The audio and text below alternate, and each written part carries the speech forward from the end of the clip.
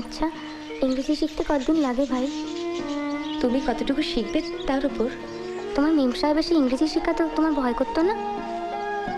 তার থেকেও বেশি ভয় করতো পরে, বিয়ের পর যখন পড়া বন্ধ হয়ে গেল।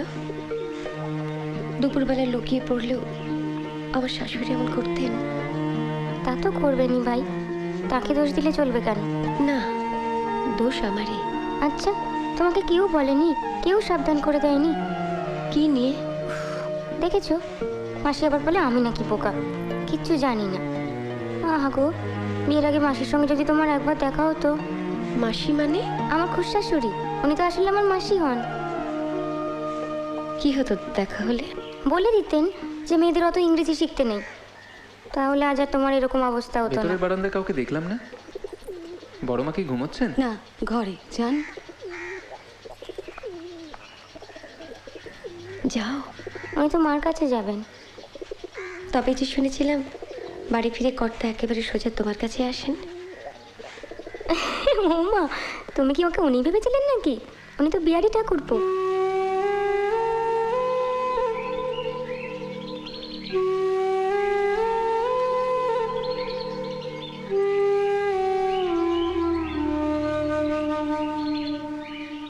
মুখটা যে দেখবো ভালো করে তার উপায় নেই।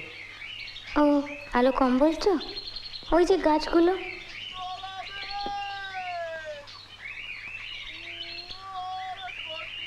তা বললে হয়? দক্ষিণের ঘরে যদি আলো বাতাসে না ঢোকে, তাহলে দক্ষিণের ঘরের মানে কি?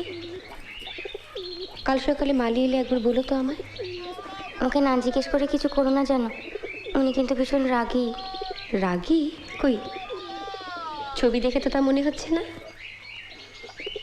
সে তো এখানে হাসি হাসি মুখ করে আছেন বলে। সেদিন বইয়ের আলমারিতে দোক্তা পাতা দেবো বলে সুদামকে দিয়ে আনিয়েছি, কি খেয়ালে বালিশের তলায় রেখে ঘুমিয়ে পড়েছি, মনে নেই। আর হবি তো হ, ওনার বালিশেই দোক্তার গন্ধ। সারা রাত মুখ একেবারে তেলো হাঁড়ি। বইয়ের আলমারিতে দোক্তা পাতা দিলে তো বইয়েও দোক্তার গন্ধ হবে। কেন, ন্যাপথলিন নেই? কি? তোমার কর্তাকে বলো ন্যাপথলিন এনে দেবেন। ওসব খটোমটো নাম আমি মনে রাখতে পারবো না, তুমি বলে দিও। কাগজ কলম আছে? ওই যে ওনার টেবিল। তোকে একটা চিঠি দিয়েছিল মহিন ওখানে, আমি নিয়ে এসেছি। দাঁড়া। বাহ, নাড়ুটা চমৎকার হয়েছে বড় মা। ও নাড়ু আমি করিনি। প্রথমে তো সঙ্গে আসবে ঠিক ছিল না, তাই করে পাঠিয়ে দিলে। ও এনে। ভদ্রমহিলা, বউঠানের সাথে দেখলাম মনে হলো। ভদ্রমহিলা কি? ওই তো বিপিনের বউ।